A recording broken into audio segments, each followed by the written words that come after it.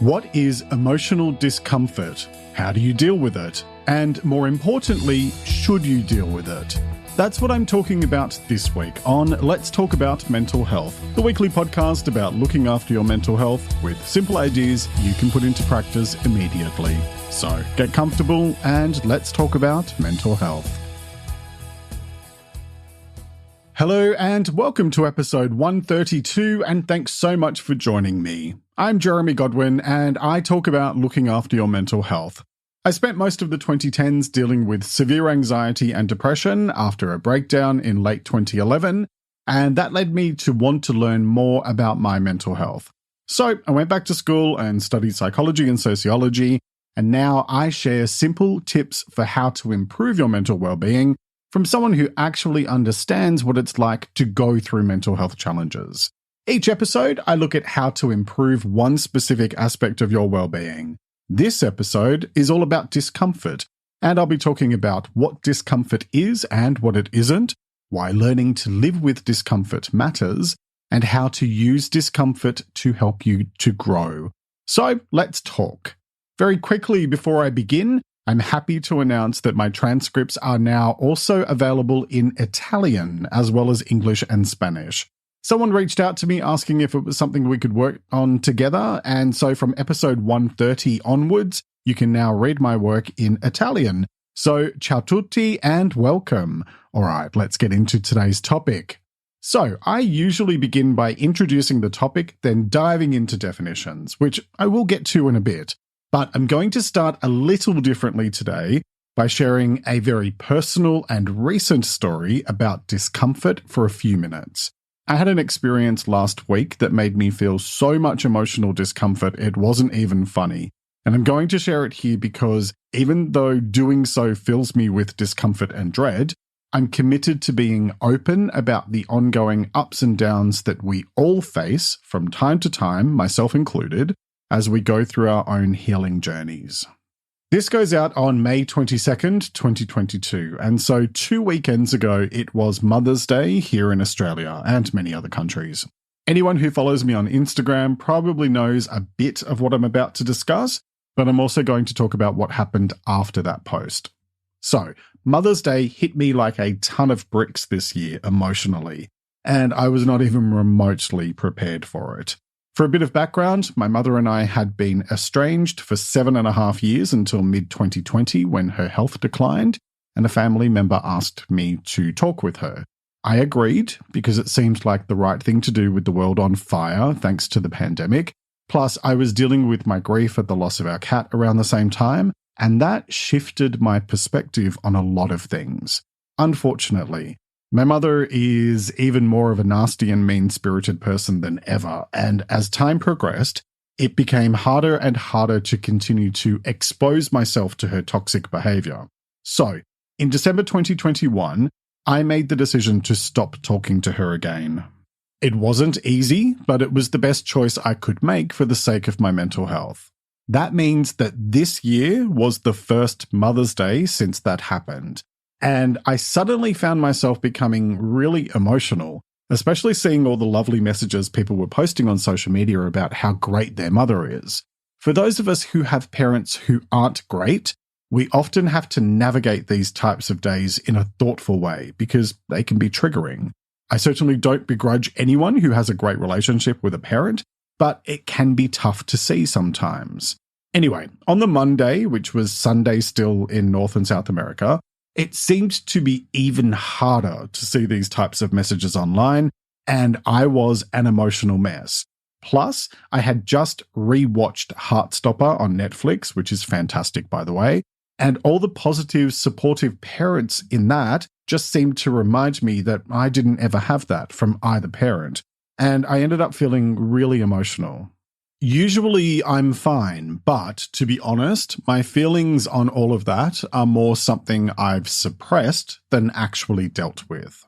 So I channeled my pain into a post on Insta, which was focused on helping others, and I mentioned that I had a session with my therapist booked in for that afternoon. So that's where the discomfort comes in, because when I started to tell her what I was feeling, I began to break down, And I ended up having to switch the camera off on our Zoom call, which is something I have never done before. I was dealing with so much discomfort because we were digging into the why behind my emotions, and I found myself on the verge of completely breaking down in tears. And then suddenly I just couldn't bring myself to let someone else see it because I felt like I needed all of my energy to protect myself and stop it from flooding out. I fought really hard against letting it out. And later I told my therapist that it had felt like I was on the edge of a waterfall trying to hold back a tidal wave of emotions. And it just felt like too much to even consider letting that out. It took me a few days to kind of recover from that, not helped by the fact that I then caught a head cold. And I still have a lot of work to do to tackle the source of those feelings. And frankly, I feel pretty tender about the whole thing. But apparently, my answer to that is to tell the whole internet about it and make myself experience even more discomfort. Here's the point of all of this. Healing is difficult work. Letting things out comes with discomfort. Growth and change are not comfortable. But the alternative is worse, because the alternative is to carry this stuff around with you for the rest of your life and let it eat away at your soul and destroy your happiness. The alternative to some discomfort is to stay safe, but that safety isn't really safe. All it is denial. When it comes to mental health, we probably all want to feel better, but that requires us doing some uncomfortable work sometimes. I talked about courage in episode 130, and sometimes I forget to listen to my own advice. But today I'm reminding myself that courage is the thing that helps to push us forward, and it will inevitably come with some discomfort, because if it doesn't, then you're probably not digging deep enough. So let's get into some definitions and let's talk about what is discomfort. And the word discomfort describes the sensation of feeling uneasy, anxious, or embarrassed. Plus, it can also describe the sensation of feeling physically uncomfortable. In an emotional sense, discomfort is that thing we feel when something is pushing us out of our comfort zone and challenging us in ways that might feel awkward or even confronting. Now, before I go any further, let me be very clear and say that there is an enormous difference between discomfort and distress. One makes you feel uneasy, the other makes you feel unsafe. Comfort is a funny old thing, in that it goes hand in hand with our need for safety and security. However, it can also hold us back from challenging ourselves so that we can grow. Growth is a good thing, and it requires you to push yourself out of your comfort zone and into the learning zone. But if you push too far, or if someone else pushes you too far, then you end up in the terror zone, which isn't a particularly helpful place to be because then all of our self-protection instincts kick in. Think of it this way. If you want to start running, but you've never run a day in your life, then maybe trying out for the Olympics might be a stretch too far at the beginning. Instead, you build up your skills and ability little by little over time until you feel more comfortable. That means pushing yourself to do things that make you feel discomfort, like running even when your legs say, "What are you doing to us?" But you don't want to go too hard or you will end up in distress.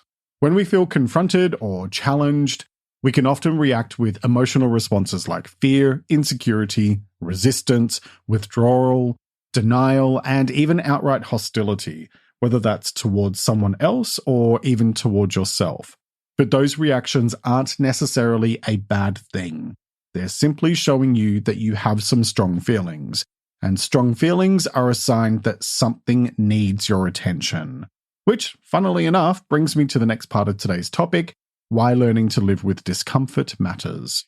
And it matters because if you want to grow, then you have to accept that growth involves discomfort. I'm going to trot out two cliches now that hold a massive amount of truth and are ones I say a fair bit in my work. First, if nothing changes, then nothing changes. And second, ships aren't built to just stay safe in the harbour. Look, I wish there was some magic pill you could pop or a simple exercise you could do that would make all the icky stuff just evaporate, but there isn't. the only way through it is through it. And that means it's probably going to be a bit uncomfortable sometimes. Sure, you can stay safe in your little bubble and never push yourself to do or be anything other than what you are right now. But I'm going to guess that you're listening to this podcast because you want to do and be more than what you are right now. If you've ever wanted to change your circumstances for the better, then you're going to need to learn how to make friends with a bit of emotional discomfort. That's the thing that often blocks many of us from pushing ourselves beyond where we're at now. Because even if we're not happy with our lives today, they still feel familiar. And familiar equals safe as far as our brains are concerned. Uncertainty is fairly confronting to the human brain because our instinct is usually that we just want to be able to keep ourselves safe and warm in a familiar setting. And I covered uncertainty back in episode 25. Although it's from the start of the pandemic, so it's pretty clear in it what type of uncertainty I was talking about. Let me give you a slightly random example of what I'm talking about here in terms of the discomfort that usually comes with change. If you've ever worked in the corporate sector, then you probably would have seen how poorly people respond to change, any change, even if it means they'll be better off, because we try to control our reality by sticking with what we know. People in many workplaces often become incredibly protective of their work environment, both physically and generally in the sense of how things are done. And it can lead to some very interesting reactions if and when change becomes necessary, which, let's face it, is inevitable in any business. Circumstances change and the business must either adapt or fall behind. I once had to tell my team that we were moving to a different part of the floor we worked on, and even though it wasn't my choice, in my mind, I thought it was a great thing because we were finally getting window seats. But from the way most of them responded, you would think I had told them they needed to sacrifice everything they held near and dear. They were fine eventually, by the way, but the point I'm making here is that emotional discomfort is one of those things that might not necessarily make sense on paper, especially if we're feeling that way about something that is good for us, but it's a natural reaction to being pushed out of our comfort zone. When you think about your emotional well-being, it's probably fair to say that we all experience a mix of the good, the bad, and the outright challenging, depending on where we're at in our lives and what's going on at any given time. The emotions that make us feel a bit uncomfortable are the ones that highlight where we have an opportunity to learn more about who we are as a person and who we are not. And that is what then shows us where we can grow. Learning how to do that can take a lot of work. And it also requires you to be honest with yourself about any capacity for resistance and self-sabotage you might have. And I covered self-sabotage back in episode 126. So how do you do all of that? Well, let's get into the how-to part of today's episode and let's talk about how to use discomfort to help you grow. Okay, let's begin with one that I talk about a lot, and it is cultivate your self-awareness. And the reason why I suggest this so often is that in order to move forward in life, you have to know yourself. And I mean really know yourself, as in the good and the not so good. We can so often build up a story in our minds of who we are, but sometimes that involves suppressing parts of ourselves that make us feel uncomfortable. But those are the bits that have a lot to teach us about who we really are, so that we can learn how to be our most authentic self. And that matters because it's one of the main ways that we find greater satisfaction in life. I covered self-awareness back in episode 62 and authenticity in episode 55, so check those out for more. Okay, my next point is feel what you need to feel without wallowing in it, because your feelings are totally valid. However, I will take this opportunity to highlight that feelings and thoughts are not facts. So, you need to be able to find the balance between letting yourself feel your feelings without allowing them to completely take over. Mainly because there are some feelings that can do more harm than good, like fear and insecurity. Feelings shouldn't be avoided, however, and I say that because somehow we've ended up in a world where we all know that feelings are part and parcel of the human experience, yet at the same time, we're expected to just suck it up if we feel poorly. which, quite frankly, is rubbish.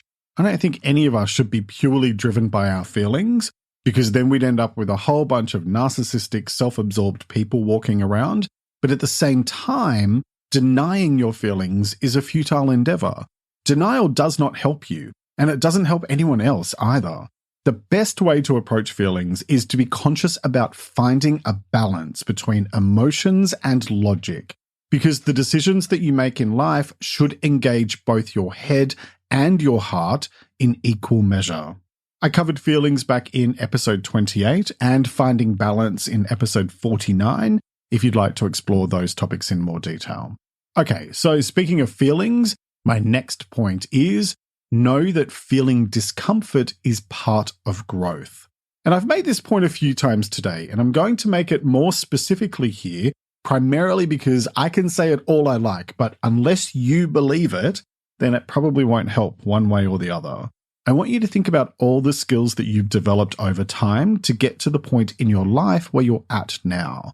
You probably wouldn't have been instantly great at anything you tried to do, but with time and effort and persistence, you have been able to build your capability, even though it probably wasn't easy to begin with.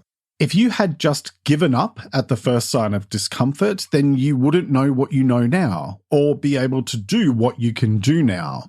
So, accept that if you want to grow, then you need to suck up a bit of discomfort. I talked about persistence last week in episode 131, so check that out for more on the whole sticking with it thing. Okay, next, name what sits underneath your discomfort. And this is about taking that self-awareness thing I said before and expanding it even further. If you feel discomfort, don't just go, oh, that doesn't feel great, but instead dig deep to understand exactly what it is you're feeling, and more importantly, why. Because that gives you a clearer idea of what you need to focus on in order to move forward. My coach just did this with me the other day. I was talking about fear, and instead of just letting me use that word, she pushed me to dig deeper into what specifically sat underneath all of that and what type of fear it was. It turned out to be fear of rejection, which is its own very particular type of fear. And so therefore something that you would handle differently to, say, fear of failure. If you need some help with this, I've included a link in the transcript to an article by a US counseling group called Eden's Counseling, which explores tips for getting in touch with your feelings. Find it at letstalkaboutmentalhealth.com.au/episodes, and that's linked in the episode description on whatever platform you're listening to me on. Okay, next, know the difference between helpful and unhelpful emotions. Because every emotion can actually be helpful depending on the situation and the general circumstances. But knowing the difference between helpful versus unhelpful emotions enables you to channel your attention towards a more objective way of dealing with your emotions, regardless of whether they're so-called positive or negative emotions. For example, fear can be helpful because it can actually drive us to want to do better, which is useful if you can learn to harness it in a healthy way. Whereas more negative types of fear can be unhelpful, especially if it becomes overwhelming, because then you often end up having the fight, flight, or freeze response, which doesn't actually serve any helpful purpose other than keeping you safe. Great if you need protecting from being eaten by tigers, not so great if you need to make positive changes in your life, but you're feeling too uncomfortable. I talked about emotions back in episode 57 and fear in episode 10, so you might find those helpful to explore. Okay, next, be honest with yourself about your comfort zone. And by this, I simply mean to really be honest with yourself about what you're settling for in life just because it's comfortable. Just because something is familiar, that doesn't necessarily mean that it's good or healthy for you. And speaking of, my next point is challenge yourself. Because if you want to grow, then you need to challenge yourself to grow and be willing to feel a bit uncomfortable while you do so. That could mean learning new skills, trying new things, meeting new people, or putting yourself in unfamiliar situations like a social group or a night class. I'm going to roll out another cliche here. If you always do what you've always done, then you'll always get what you always got. If you're not sure where to start with challenging yourself, then try my next point, which is identify your priorities and focus on them. Because there are at least 50 million different things that you could possibly choose to do with your life. And so instead of just chucking everything at the wall and seeing what sticks, you can start by becoming clear on what matters most to you in your life and then working from there. One of my main priorities in life is to do work that feels meaningful and where I can express myself creatively. And so that's why I do what I do here on the podcast, as well as in my weekly YouTube videos about mental health and in my writing. Don't try to do everything. Just do the things that genuinely matter most to you. Okay, moving on. If you're in the middle of dealing with discomfort, then I highly recommend my next point, which is let it out. Because when you carry those feelings around, they will weigh you down. In the words of Tears for Fears, shout, shout, let it all out. These are the things I can do without. Honestly, you don't need to carry the weight of discomfort around with you. Get it out.